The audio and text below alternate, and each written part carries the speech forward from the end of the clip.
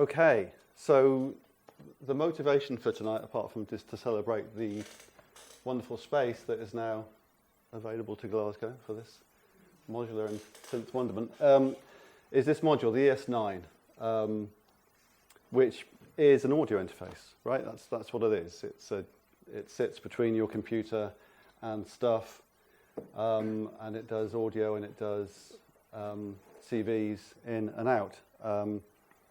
So I'll talk you through what I'm using it for here. If I take this stand out from underneath it, then it'll lie flat and you might be able to see it better. Thank you. Okay, so that's the ES-9 there. As an audio interface, it's 16 in, 16 out, which breaks, I kind of need I'll point at the photograph, which breaks down as 14 modular level inputs for audio or CV, 8 kind of modular 3.5mm jack outputs for audio or CV, balanced main outs on 1/4 inch, which is what I'm running through to the mixer to the PA, headphone socket, which is independent from the main outs for monitoring, and a couple of SPDIF connections in and out, and also there's a dedicated header, so 2 of the output channels are dedicated to an expansion module called the ES-5, which I won't get into here, but that's there. So in terms of what I'm using it for here, let me just set things running. So basically, I guess this is kind of a hybrid thing. What you could definitely do is use this to do all the CV duties in software using Silent Way or Ableton CV tools or Bitwig Studio or Max MSP or whatever. Though, slightly ironically, I'm not doing that because most of the clocking and sequencing I'm actually using my FH2 module for, which has been out for a while, which is a MIDI, basically a MIDI to CV converter. So that's connected to the computer. And the reason I've separated those two is partly because this was all set up before this module existed. But also I kind of like that separation, and that if I don't want to use the computer for a gig, I just ignore that and then I plug my MIDI controllers directly into here, and then I can still do stuff without having to involve a computer. And sometimes another option that I have done in the past, which I'll happily show you in more detail if you're interested, is an iPad will do USB audio just as well as a laptop. Well, maybe not as well as a laptop, but it'll certainly do it. So just by taking this cable from the ES-9 and plugging it into something like Alm or GarageBand or Cubasis or whatever on the iPad, then you can do all this directly again. So then you've got modular and iPad rather than modular and laptop.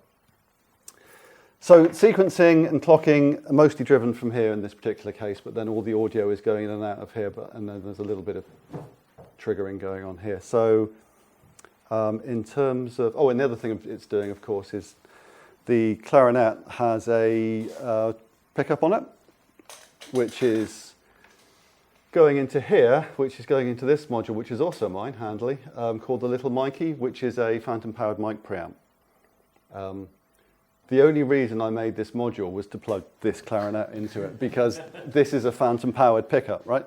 So this makes me able to go to a gig with modular and clarinet, and I don't need anything else if I want to completely discard the rest of it. So yeah, that's phantom power, and then the output of that, thank you, is also going into the ES-9. In fact, why don't we start there? So it's kind of hard to see where these cables go. For some reason, when Ross Lamond made me this lovely case, he left this 5mm gap down the middle. And I don't know if he meant to do that. He says it's for heat. Is he done that for other people? Because I had a case before which didn't have that, and I said, make me another, and then he made it with that. But I use it for posting cables down, because it really keeps them out of the way. It's really handy, actually. So thanks, Ross, for that forethought. So yeah, that wee pink cable's going into one of these inputs, probably that one, 8. And that's coming out. Can I turn the laptop round? Not very easily. Not without unplugging everything. So in live, You need to remember and do screen mirroring on a projector for future. yeah, I hadn't planned even to show people the laptop. I can't use the mouse upside down. This is a disaster. Okay, well, the first thing it means, I mean, having all this going through the computer, it means I've got a nice multi-track recording of everything. So the clarinet comes in here, I record it. I've got a channel here, which has basically got a load of looping and reverbs and stuff going on, so that when I play it, sorry, I'm going to have to turn this around because I can't see what I'm doing. Is it on?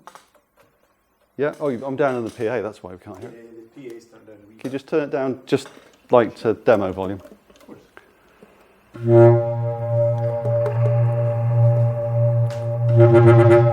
There we go. That's ridiculous reverb. So, Oz, can I just ask? Yes. Clarinet into Little Mikey. Clarinet into Little Mikey into ES-9, into over USB audio into here for looping, and then that's being mixed out. So I guess the most fundamental thing is that the main mix out is coming from the mix in live, right? So everything's coming through the laptop, and then there we go. And then I've this thing on the floor is a MIDI controller that I can use to fade up loops.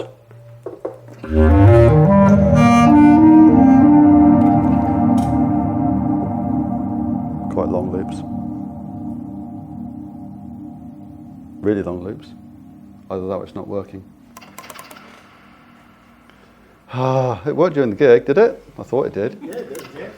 Well, I don't know what's happened there then.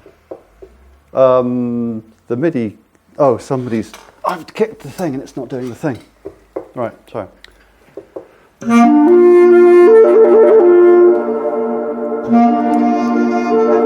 we go. So that's clarinet. Clarinet is not, apart from coming through here to actually get it into here, the modular is not involved with the clarinet, apart from that. Beyond that, I've got kind of three voices, I guess, going on. The first one is,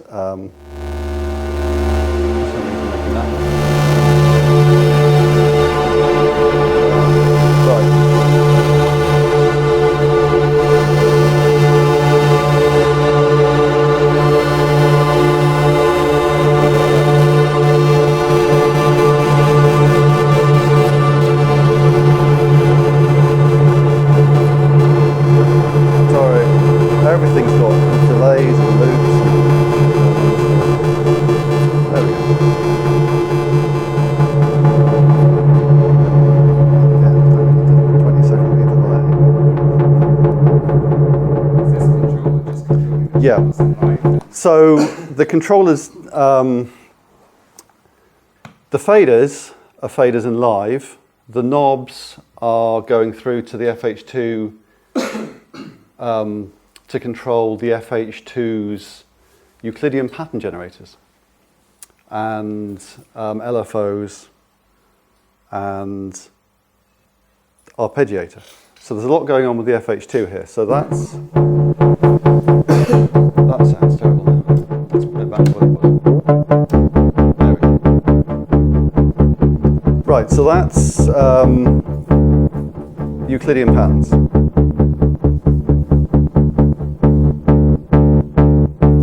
At the turn of a knob and change the speed of it and stuff. So MIDI, Euclidean clock out of here, clocking the Moskva from Chaos,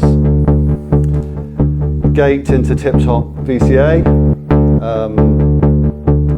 pitch into IntelliGel microscale, CV into Birdkid's big thing, Battler, envelopes through this, check that out, homemade splitting cable into Dirt for A103, I love the Dirt for filters, and the Chaos Talin VCA. So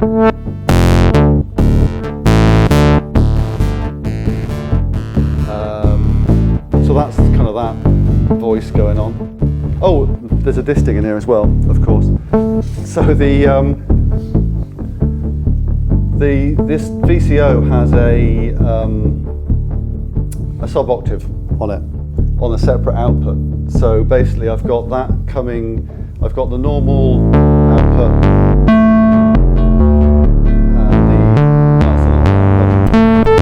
and then the sub-octave coming into the crossfader mode on the disting. So I can get a balance from high to low or something. And if anybody ever wondered, why does the disting crossfader mode have an LFO output? It's because I made this patch and I had a spare output and I needed another LFO. So that, basically, that LFO, so that's crossfading those two octaves, and then there's an LFO which is putting an LFO on the VCF, basically, to give it a bit of movement. And then all of that, after the VCA, goes into the ES-9. So this is audio input number 1, or number 13 in fact, on the ES-9, and then that comes into live. There we have it.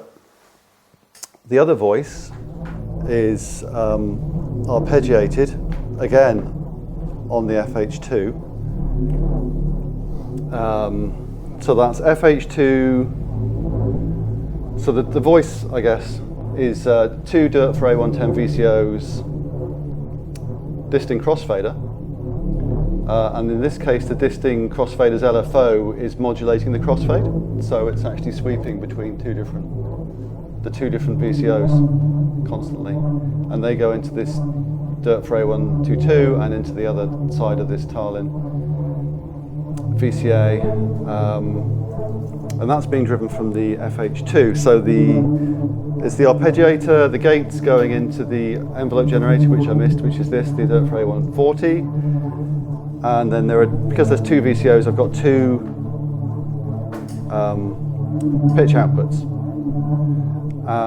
And it's helpful to have them on different outputs of the FH2 is because I can run the FH2's own pitch calibration differently on the two outputs, because one of these VCOs is like a quarter of a note out of tune.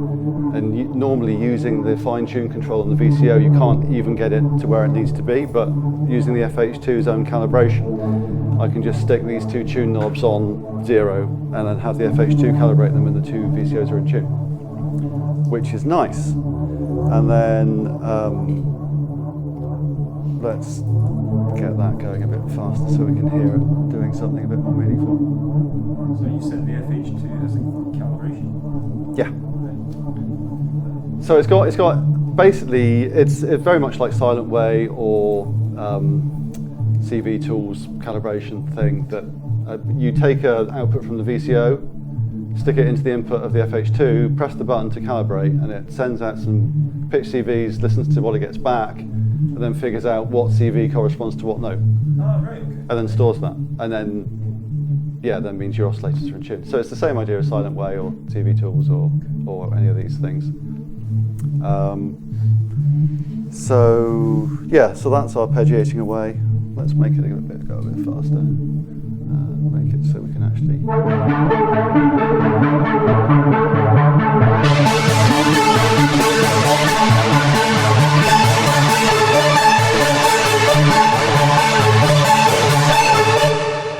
It's a synth doing an arpeggio, so you know what that sounds like. One thing I didn't do, which I meant to do during my set, which I really wanted to do because it sounds lovely.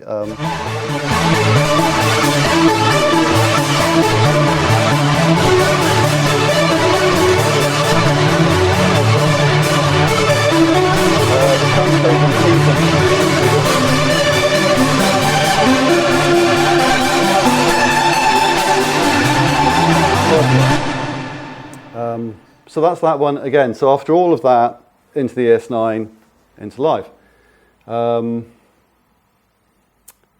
Then other sound sources. I've got a general CV here, which is doing these kind of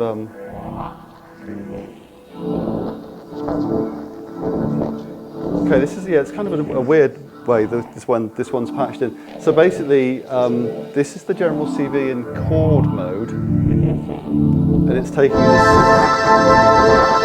same CV as this voice from the Moskva, but it's taking a gate from a separate Euclidean pattern from the FH2.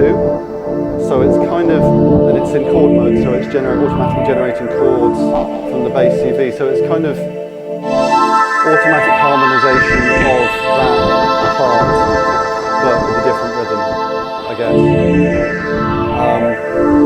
And then that. You're so well known as a traveller. And that. Right, let's go back. So the general CV and this disting basically are both going directly into the ES-9. And then they're coming in through 2 tracks on the ES-9, which are attached to Live's Crossfader, which is connected to this MIDI controller. So from here, I can crossfade between those 2 things, and then that goes back out of the ES-9 into the Chaos Belgrade filter and the Dirt for A125's phase shifter. So I can take a mix or one or other of those sources and put them through that filter chain.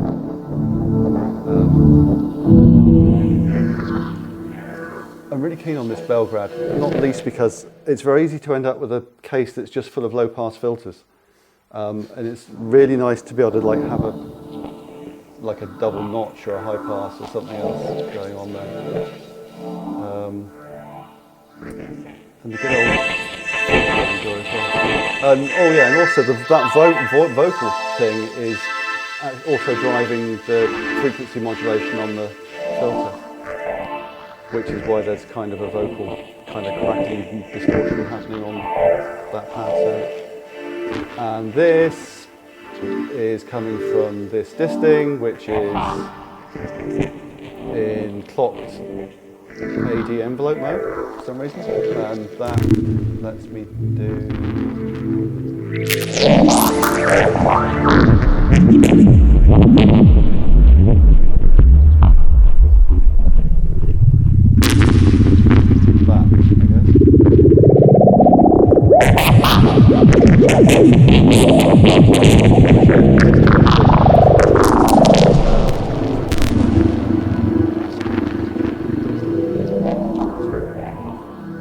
Held responsible for my over freedom of speech, nor for any unpopular opinions expressed in the paper. That disting, but we have also an interesting skill set, is playing back some long vocal recordings in variable speed mode. over the past. Which is nice. And then I've got LFO on the speed. 4 people in humor. Yeah. It's actually scored on that. Yeah, it's playing off the micro SD card. Okay, it's in there. It's we. Yeah, I would. So yeah, so the disting is one of my modules. If you don't know it, look it up. It's awesome. But one thing it does is it plays audio files off the micro SD card. So that's playing that. And I've got a couple of LFOs, again from the FH2, which is what's doing the re-triggering on it. And then another LFO for the sample position.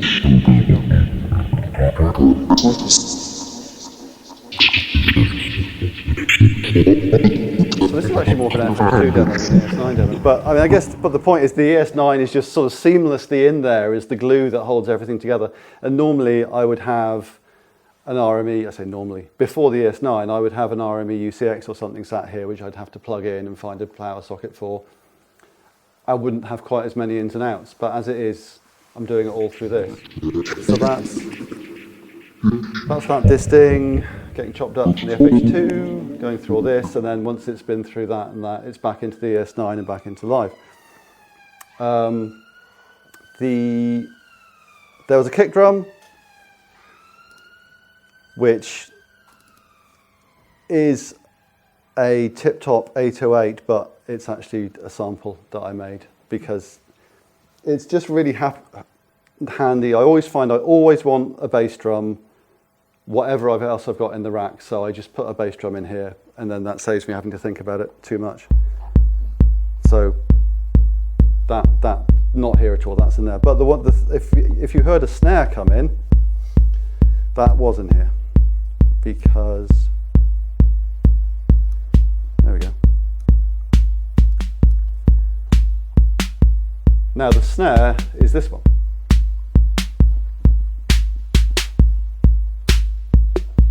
It's a tip-top 808, and that is being triggered from the ES-9. So in live here, I've got silent wave trigger. I've got a MIDI clip that's being turned into analog triggers in software. They're coming through the ES-9 into the trigger and trigger and accent inputs on the snare drum module there, and then the audio is going back into the ES-9 to be mixed and processed. And with only like those two are in time.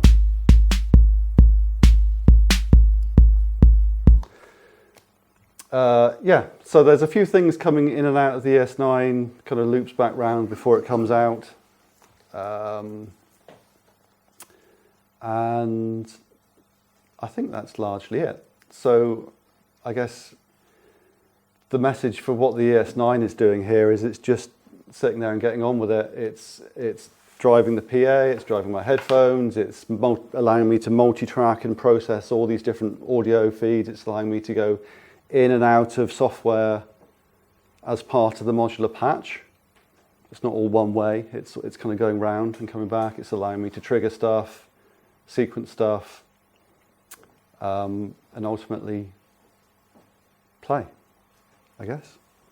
The fact you're coming in and out a lot, you didn't hit any latency issues, any sort of... There, I mean, you will accrue latency. The buffer size goes down pretty small, so it might not be an issue. I mean, in terms of latency, you're not going to notice latency on a sound like that. With the bass drum and the snare drum, one is an audio clip in live, the other is triggered by live and then brought in. So to get that to line up, I've used Live's external audio effect device, which compensates for that latency, because I can show you what it sounds like with that off, actually. Do I want to do this? Is this ridiculous? Yeah? No, what am I doing now? Not that. Yeah, I don't want to do that. I want to do... I don't know what I'm doing now. Where's that going? 11, 12? I've just confused myself utterly. Let's turn that down before we all go slowly mad. I feel bad. No, it's all right. Because I'm always happy to show that this stuff works, apart from when it doesn't. With that, that's going to be true if you're using an audio interface, like full stop. Oh, yeah. Yeah. So, Yeah. it applies to I guess I was trying to demonstrate that the problem was solvable. Yeah. But it's that definitely solvable. that involves actually knowing how to use your gear, right? So, let me just make another track. I think it is actually playing it. We're just not hearing it. How does this work? There we go. Right, so that's without the external audio effect.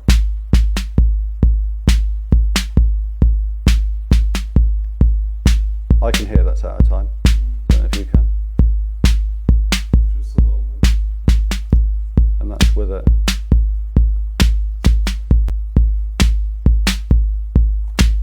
Anyway, maybe to reproduce under home studio conditions where you can actually pay attention. So are we talking about like under 10 milliseconds? Yeah, but with a drum, Oh, yeah. if you want two things to hit at the same time, and that is one of the joys. Well, I'll just bounce on my my no MIDI hobby horse here. One of the joys of triggering things through CVs rather than MIDI is that the timing is predictable, right? Whereas with MIDI, the timing is not predictable. And I know I'm using MIDI here. That's it's for convenience, but for things that where you really care about the timing, nothing beats triggering it from a CV or audio pulse, because the timing has to be right. Otherwise all your audio would sound shit. But if you can use that audio to trigger drums and stuff, the timing is better, and you could actually have things happening at the same time. So say, I mean, I've played before with a whole rack, the whole set of the tip-top audio drum modules, and if you trigger that through MIDI, they're always going to go one after the other in a big flam. But if you control them from a CV audio-based setup, you can actually have every drum fire at exactly the same moment, which is just nice. I think I've mentioned everything apart from the, this is a real Chaos fanboy set. I've got the Batumi quad LFO there, which is LFOing stuff. I think that's all the modules. Oh, the Humble Dirt Fur dual attenuator. Super handy to have. Clocking, did you say there's a lot of clocking going Clocking. on? FH2 in particular? Or? Yeah, so the FH2 is clocking.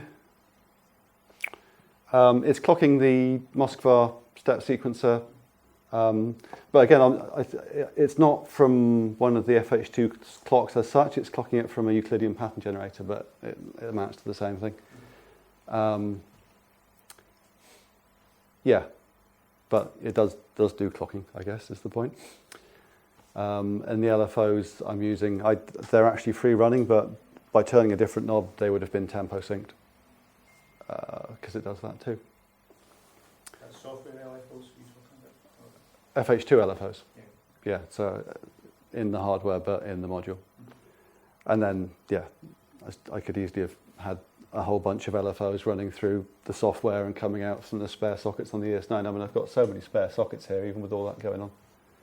How do you configure the FH2? Do you do that on the computer beforehand? You can do everything through the screen in the menu, but it's a hell of a lot easier to do it through the app that I provide on the computer. Okay, cool. Configurations savable on ES-9 as well? Yes.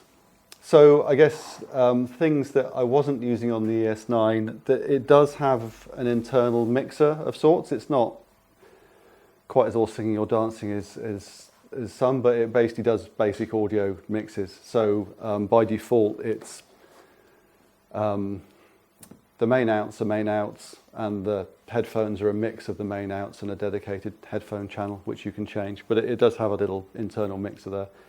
So there is the possibility of configuring the ES-9 in a state and then not plugging the computer in and just having it sat there as a basic mixer, if that's of value. And it's, I guess the other thing I haven't mentioned is it's got a wee knob for the headphones, which is quite handy. Yeah. How do you configure the mix in that configuration? Do you set it in live and then store it to the ES-9? There's a configuration tool for the ES-9, which looks like this.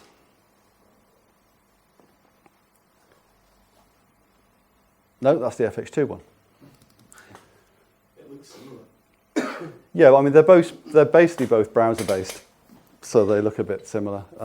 It looks like that. I mean, it's a bit utilitarian, but it lets you route stuff. It lets you sort out the mix, and it lets you select whether all the inputs have DC blocking filters on them, which you can turn on and off in pairs. So if you're going to use that for audio, you probably want those on. But if you want to bring CVs in through those inputs, then you have to turn them off, so that's in the configuration tool. But really, there's not much to configure on the ES-9. If you just plug it in and you select it in live as your audio interface, and you're off. There's nothing to it. You can set up a mix and leave it. You can set up. Your computer's not connected. Yes. What did I forget to mention? Is there anything you heard that hasn't been explained by what I've just said? Actually, there were some extra loops. Normally I play with a guitarist, but today I cheated and I just used some bits of... Last time we did a gig together. So when I play with a guitarist, basically the guitarist comes into this and is added to the melange of what's going on.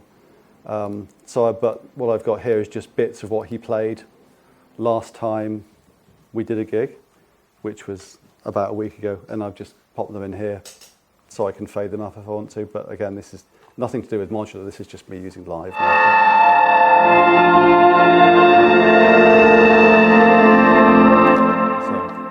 Essentially, you don't need a guitar, so Well, I do, because as it stands, I don't have a supply of new guitar. But yeah, it's that's what that's all about. All that audio is being routed through the ES-9. So yeah, everything you hear is just coming out of these cables into the desk, right? So it's the ES-9 is it. Any other questions? is that USB-C as well? It's USB-C. It's not USB 3, it's USB-C. So it plugs into, well, it's used, I mean, if you've got an older Mac with a regular USB thing, is this going to explode if I unplug it? I don't think so. Let's try it. Not that one, that one. Yeah, so it's that will plug into your Mac, or if you've got a new Mac with a USB-C port, or indeed an iMac Pro with the USB-C port, then you just need a USB-C to C cable. And that, if you've got an older iPad, then you need the camera connection kit, and then you plug that in there.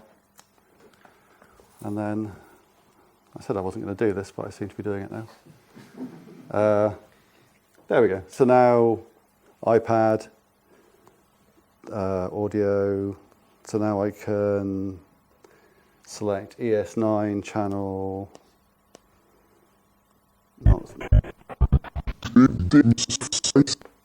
Really? I thought that would be something else. Oh, no, that's not. Wrong one.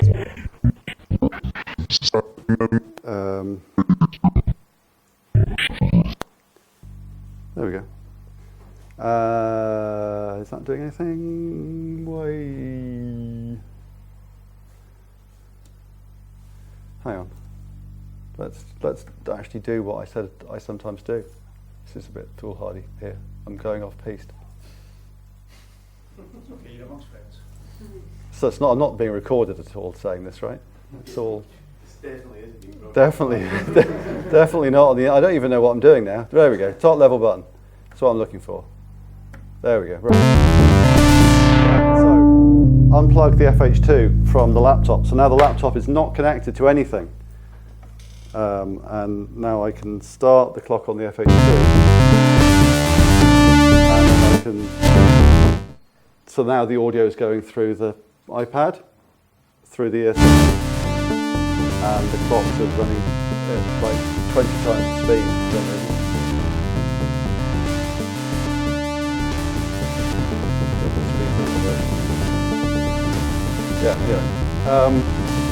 Just to make the point.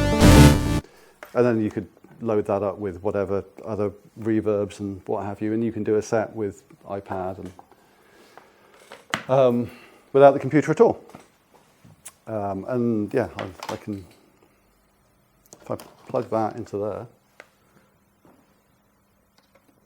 then in theory, everything should just work the same as it did before.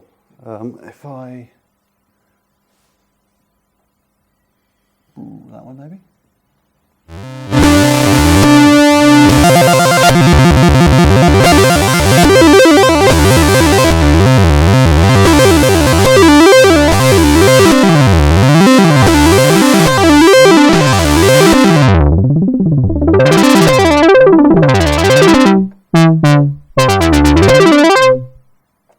There, that stopped.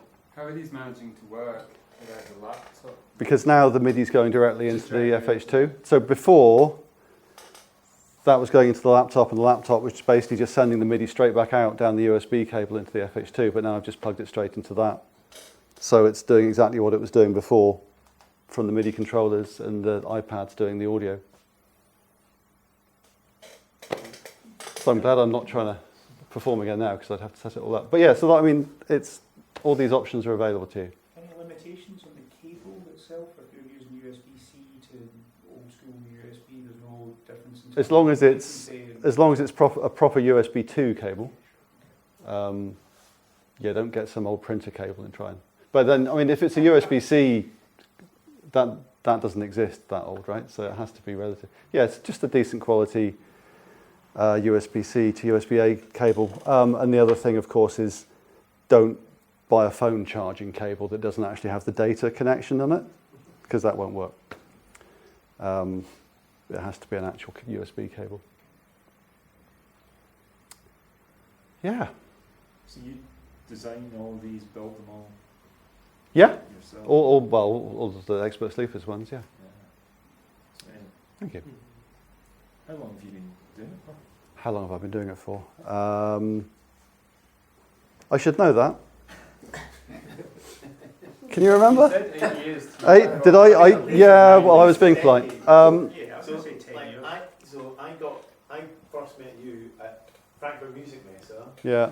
the year I started working at my previous employers. Okay. Who shall remain Which nameless? is like, yes, that's, I mean, that's I'm going to go online. 10 odd years ago.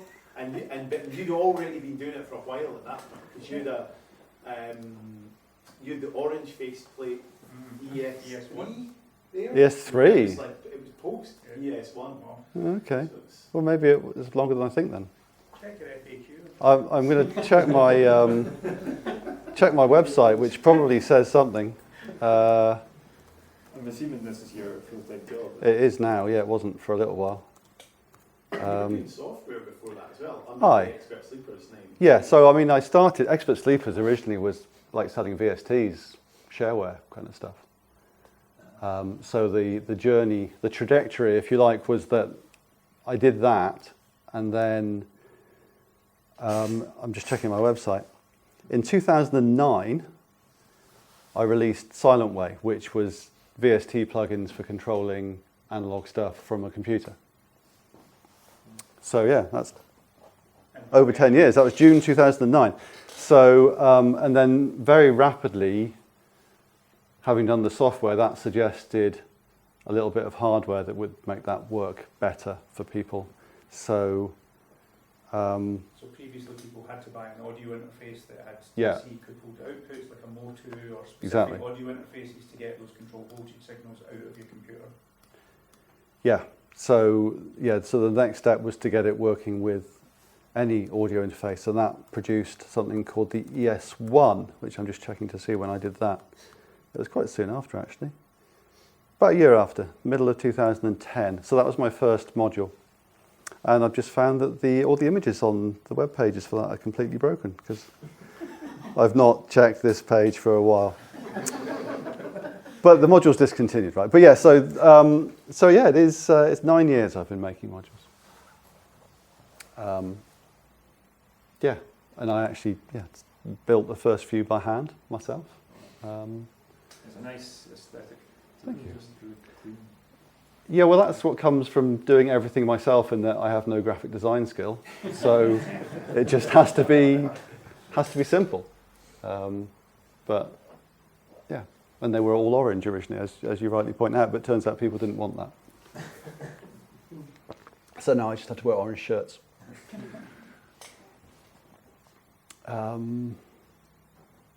If there are no more formal questions, we can take it to. And we can show you ES9s, and we've got a couple Yeah. of ES9s set up. ES9 there, ES9 there, connected to different things. ES9. I mean, I'll happily repatch or get stuff going at this point, because the prepared part of the evening is finished. Round of applause for Thank you very much. Thank you.